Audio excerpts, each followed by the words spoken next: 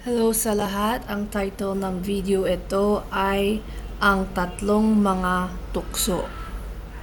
So, itong tatlong tukso is three steps.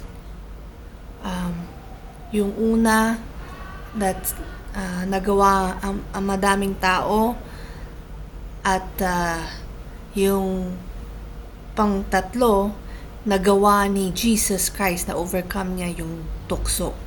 So, from beginning to end, yung ending is perfect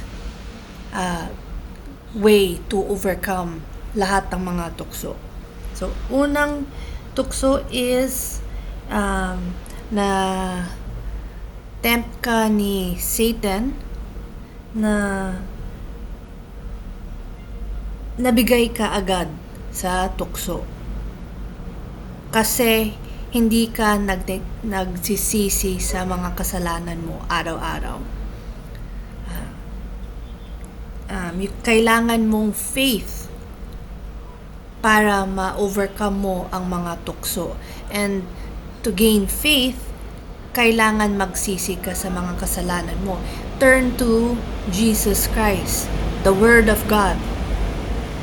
Hindi yung anong gusto mong gawin sa buhay. Kasi tayo, mga sinners tayo.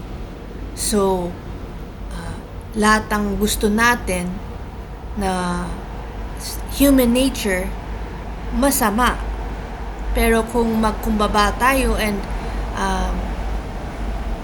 focus tayo sa ano man ang kalooban ng Diyos para sa atin and gusto natin gawin yun, then ma-overcome natin ang mga kasalanan natin.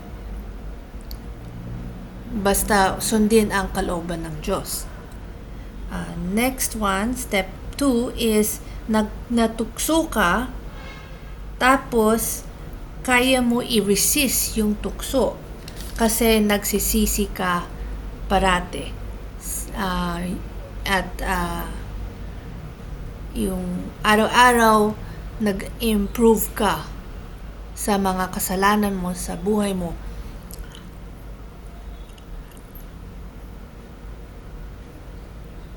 Tapos step 3, ito yung natukso ni Satan si Jesus Christ at na-overcome ni Jesus Christ yung tukso. Yung remember sa Bible, sabi daw ni Satan, bibigay ko sa iyo lahat tong sa mundo, ano man ang gusto mo, basta bow down ka sa akin, you worship me. Sabi o Jesus Christ, alis ka Satan. Sabi ni Father God, you only serve Him, you bow down to Him lang and worship God only. So, yung nagawa ni Jesus Christ, hindi nang niya na resist ang temptation. At the same time, nagalit siya sa tukso ni Satan at nagamit niya ang Word of God, yung anong salita ni Father God na dapat natin gawin. So yung 'di ba nasa 10 commandments, yung first commandment, worship God and serve Him only, 'di ba? So yun ang salita ni Jesus Christ para ma-overcome niya yung tukso. That 100% defeated yun.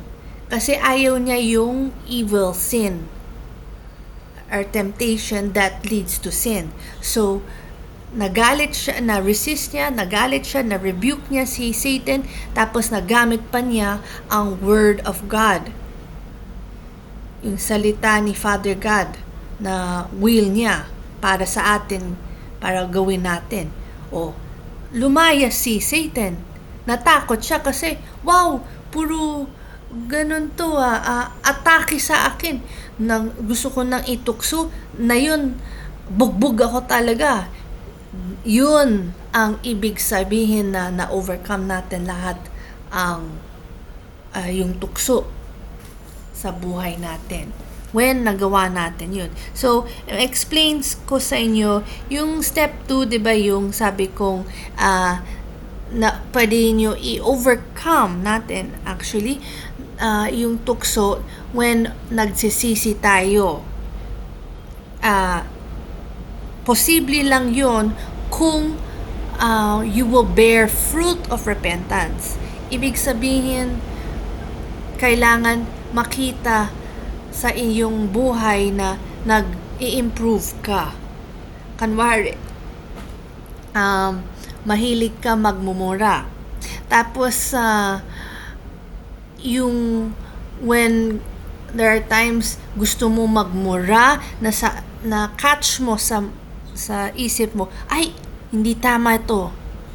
And then, napigil mo ang salita mo. Yun ang fruit of repentance. Na yun, hindi parehas yun sa transformation.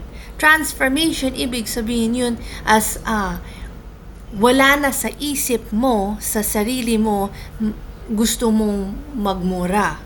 Lahat ng salita mo, very pleasing to the Lord, glorifies Jesus Christ. Hindi na parating nagpapasok sa isip mo na, oh, ganun, kailangan stop.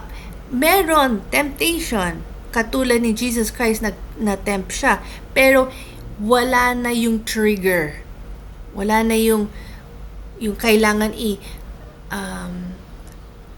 always catch sa isip mo na ganun, dapat pigilin ko to, kasi wala ka ng desire sa puso mo gawin yung kasalanan.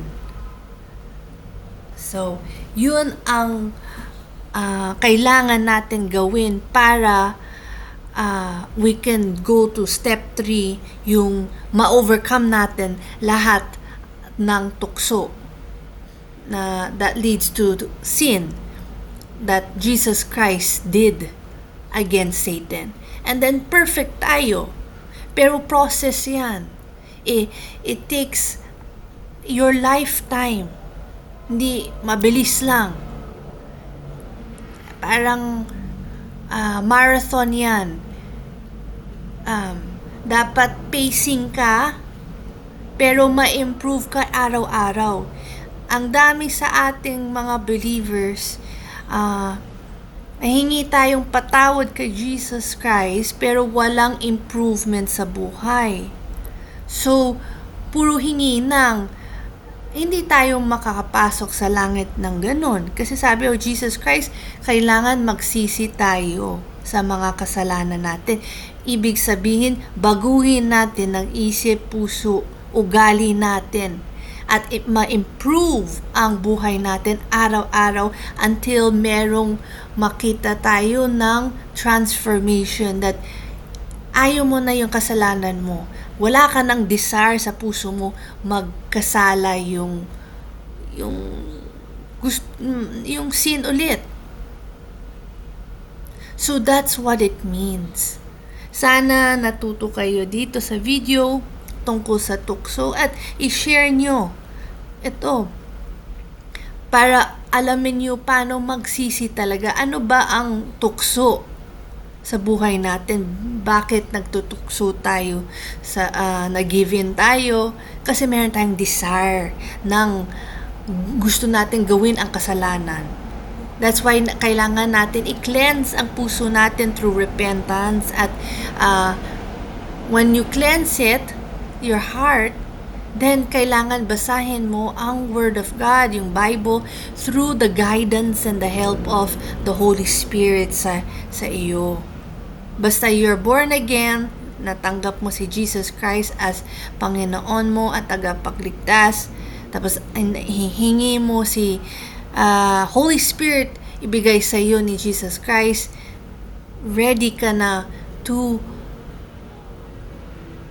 do God's will in your life para maka-repent ka at sa dulo makapasok ka sa langit.